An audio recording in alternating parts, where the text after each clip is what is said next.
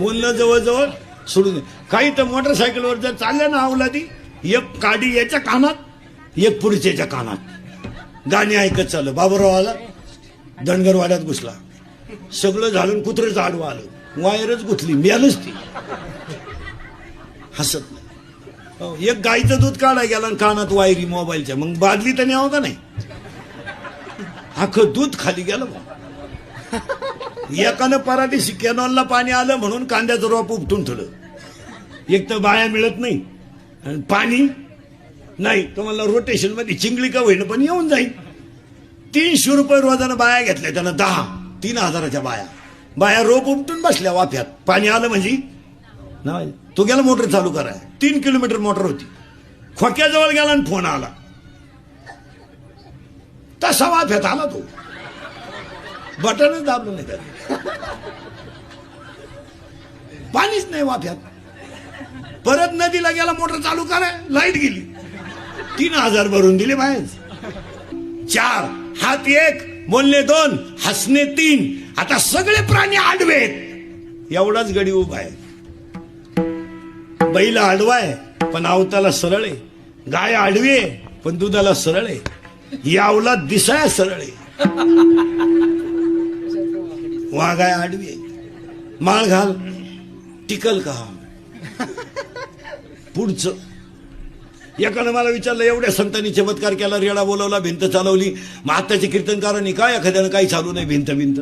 त्याला मी सांगितलं, तुला बाकीच्या बॉची काय करायचं, तुला मी एकटा भिंत चालून दाखवतो. इथं आता हा मंडप असा मलठणमध्ये नेऊन टाकितो, तू फक्त वाघ हो बसून ये. भिंत अशी कधी चालती का बावळ्या? पळ मग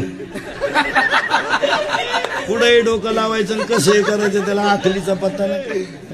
एकानं मला विचारलं, का हो एवढं पंढरपूर जर वैकुंठ आहे तुमचं, आमचं तुमचं जर वैकुंठ आहे तर पंढरपूरमध्ये पांडुरंगाचं मंदिर रुक्मिणीच्या पुढं का?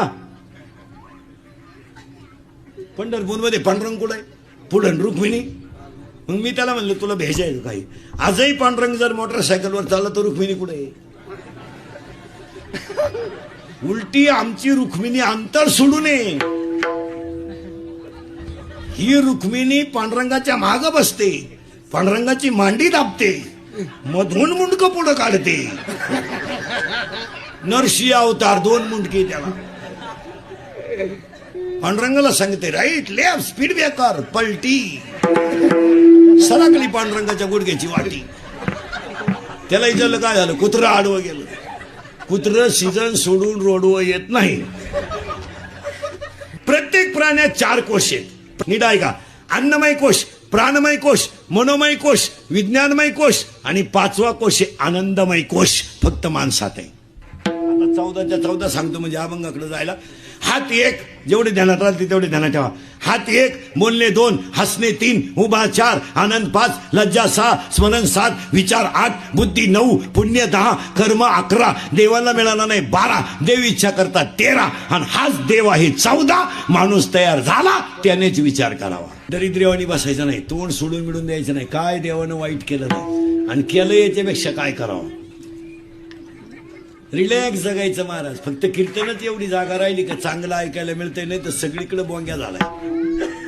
2 पोरं एकत्र बसले तर प्रेयशीच्या गप्पा आहे, 2 पुरी एकत्र बसले तर पळून जायचा प्लॅन आहे, 2 पुढारी एकत्र बसले तर 14ची हवा 19ला आहे का याचा विचार आहे, 2 बाबा एकत्र बसले तर एकमेकाला नाव ठेवतात, 2 भजनी एकत्र बसले तर एकमेकाला कुटाळा करतात, 2 सर्व्हिसवाले म्हणतात भागत नाही, त्यांच्या बायका म्हणतात परवडत नाही. 1 रुपयानं दूध वाढलं, 1 रुपयानं, तर नोकरीवाल्याची बायको म्हणते दूध प्यावा का नाही. 4 रविवार सुट्ट्या, 2 शनिवार तो नवरा घरी, 90,000 पेमेंट, 11ला जातो, 5ला येतो, 3 वेळा लगविल जातो. पेमेंट किती आहे? 90,000. किती रुपयानं वाढलंय? 1 रुपया. ती म्हणती दूध प्यावा का नाही. तो नवरा दूध पितो कधी बाई? तो नवरा जे पितो ते 72 रुपये पावशेर आहे. ते उलट तो आणून ठेवतोय फ्रीज मध्ये रविवारी हाल नको म्हणून. फक्त बोंबला त्यात लोक दुष्काळ दुष्काळ दुष्काळ फक्त दोघांनी भोगलाय बस. एक शेतकरी आणि दोन त्याच्या दारातली गाय. तिसरा कोणाला दुष्काळ आहे? कोणाला दुष्काळ आहे? उगाच आपल्या लोकांनी आळायचं ह्या दुष्काळ आहे. काय रोग झालाय? काय नोकरीवाल्याला रोग झालाय? काय आम्हाला रोग झालाय?